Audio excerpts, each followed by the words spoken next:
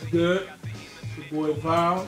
We're here at Scratch DJ Academy with the illustrious Nick Catchdubs. You already know, all right? And this is one-on-one. First off, let's get into the origins of Sir Catchdubs. I grew up in Elizabeth, New Jersey, so it's, it's pretty close to the city. Like it wasn't like New York was this sort of magical castle that you hope to make your way through the wilderness to get to. It's like you come to New York on the weekends. Like it's not that big a deal. And I went to NYU. I started working with the program board, like putting on shows. Yeah. And just to kind of give you a recap of the time.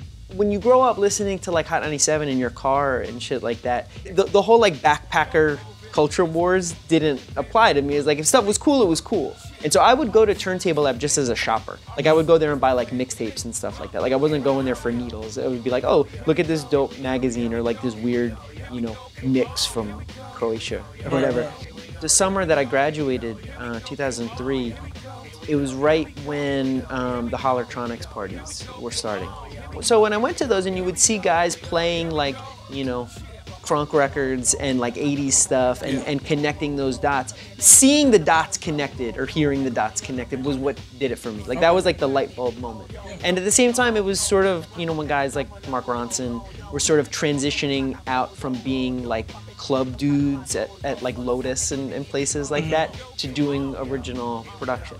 So kind of like hearing his tapes from when his first album was being promoted, and it would have like, Queens of the Stone Age on it and Outkast and stuff like that. It was like, oh, cool. This is all the music that I like to listen to. This is a guy weaving it all together and like telling a story with these different types of music.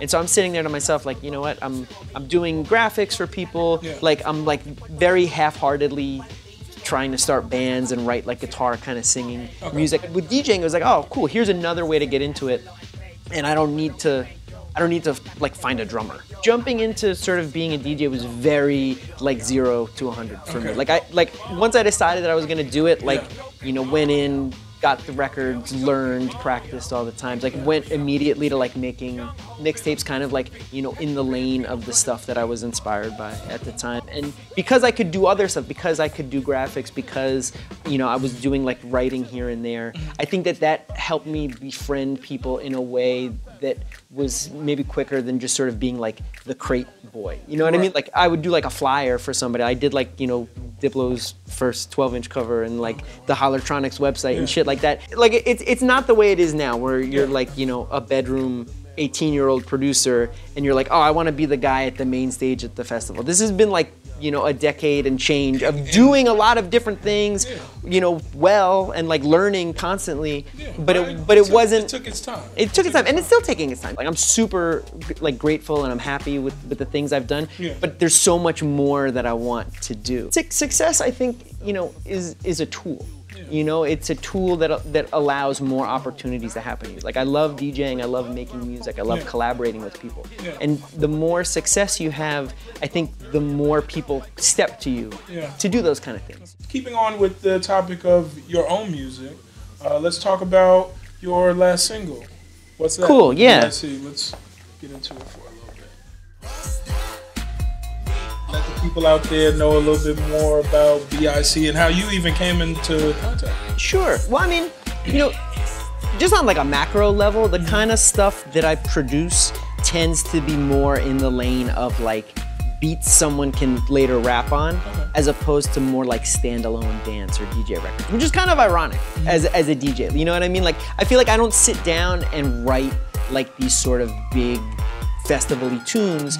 I make loops that feel cool and unique to me and like have some just weird texture and vibe that I think someone else will add that layer that turns it into a real song. You know what I mean? It's like I wish I could rap myself. Like I'm a nerd. I like a lot of weird shit. I'm good with words. I feel like if I had like some level of flow, it would be game over. But I can't do that. I need to find other people who like have that X factor that complements the kind of beats that I write. So BIC, I saw a video that they did.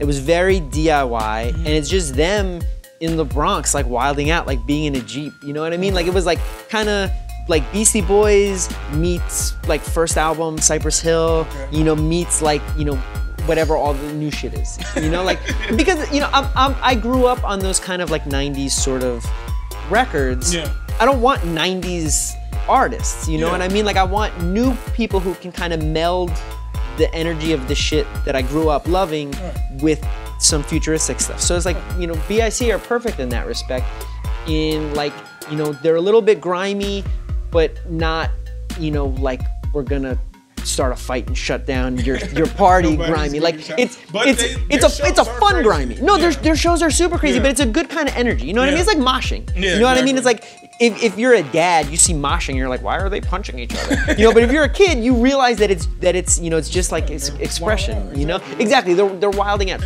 and you know, even just sort of like beat wise, there's a playfulness to it. Like it hits, and it kind of has like the bounce of, you know, like a A$AP Ferg Shabba kind of record, even like a Ludacris, like a rollout kind of like it's a little loopy. You know what I mean? But like anthemic. Exactly. It's not festival trap. Right. You know what I mean? Like it's sort of like this kind of groovy oddball record.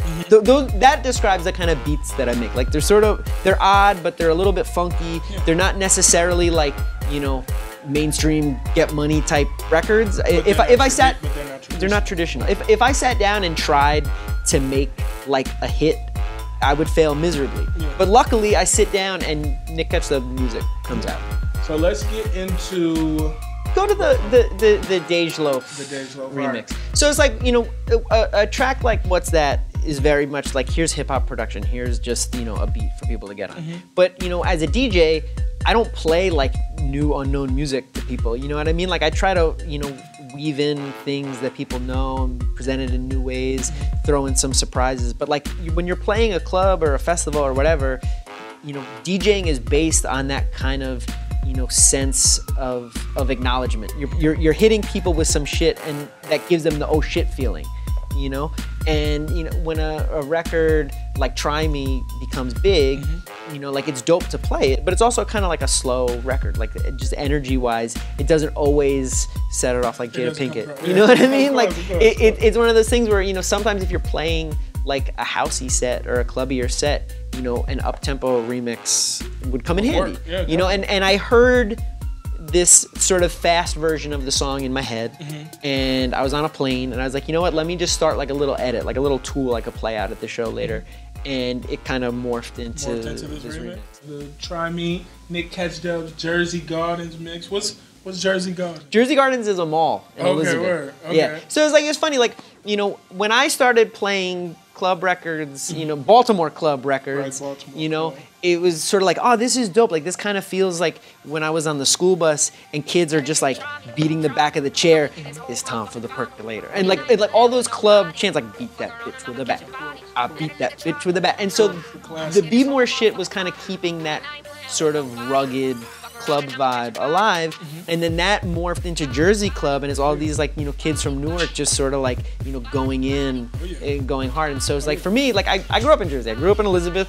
If I'm gonna do Jersey Club, I'll reference that, you know what I mean? So like calling it the Jersey Gardens mix was just kind of like a little nod where it's like, you know, maybe you bought pants from the Echo outlet once, you know, like Jersey Gardens, yeah. Or setup that you use to produce with. I do everything in Ableton. Okay. Would you say Xylent and FM8 and VSTs like that are sort of your go-tos? Yeah, like I love sort of like dealing with maybe like just one or two sort of like relatively stock VSTs. Like I've you know, a lot of just sort of various massive presets and like stuff that you trade with people and like stuff you pick up on the internet. During your travels, you end up getting you get cool sounds and I produce sort of like so minimally, all things considered, that like, you know, with these massive presets, it's the ill sort of crazy build-up whoosh, and I'll just take like the tip of it and then just pitch it and do like these little like Neptunesian melodies. So much stuff that I do is sort of like, to me, it feels like the sort of like, you know, spirit of like old Neptunes and like even like, you know, Run DMC kind of beats. Like I love like, you know, Crash Crew and like all the shit that Flex plays on like the Christmas Eve mix, and those kind of like very, very, you know, like lunch table beats is my speed. But stuff got so dense sample wise that I like when that almost like pre-sampling era. You know what I mean? Like I never was a big like DJ Shadow kind of guy. I was never like a big like RJD2 kind of guy. But I loved Dust Brothers. Yeah. You know, like I like that sort of era of sampling that is still sort of like party focused. What's next on the horizon for Nick Catchdubs? I'm gonna put out an album called Smoke Machine. And it's gonna be a bunch of songs like What's That, where it's sort of like, you know, I sit there and I realize that I'm making weird album songs. So it's like, shit, I may as well put them together on an album. Nice. And then, you know, just more remixes for people. I finished a remix for Mayor Hawthorne and Jake One's project, Tuxedo. I'm trying to do more bootlegs. My girlfriend is very like aggro about sort of suggesting bootlegs in a very good way, but she's like, you know what, you could do this in sync song and like people would go crazy. And I was like, that's cool, like I can't do this right now, like my time is limited, but I wish I didn't have to like, you know, wake up and run a record label every day, because then I could sit and make all this weird stuff to my heart's content. But you know, the label stuff is super fun too. You know, it's like Fool's Gold is going into year 8, you know, and it's like the releases feel like bigger and better every time. It's like, you know, I actually do a lot of the designing for merch and stuff like that. So it's like sitting there and making like a ill sweatshirt is as satisfying for me as like sitting and making like a beat with my name attached to it. So it's like, it's not like I treat one as something that detracts from the other. It's like, it's just shit that you gotta, you know, figure out how to schedule in your day. Like if I could clone myself, I would. Nah. You got any final things to say to the people? No, you know, shout out Scratch Academy. Thank you for having me out for this. Like I love being able to kind of talk about what I do, because so much stuff about music, you know, is celebrity driven. And sort of like, you know, here's this crazy video of the festival getting torn down, or like here's my meme. Here's the meme that defines me as an artist. So I love being able to kind of talk about, you know, the backstory to all this shit, because a lot of what we do as musicians is a very like, it's a solitary art. You know what I mean? Like you hone all of this shit in your room or your studio, and like, you know, you don't know if people are gonna fuck with it or not. Like it's going from your brain to the computer, and you have like, you know, that 30-minute slot at any given time when you do get to expose it to people. So like being able to kind of talk about what happens in between those steps is, you know, is fun for me. So well, glad we could have you, brother. You already know how it goes. My G. All right, you know what it is. It's your boy Val, Nick Catchdubs, Scratch DJ Academy, 1-on-1. Out.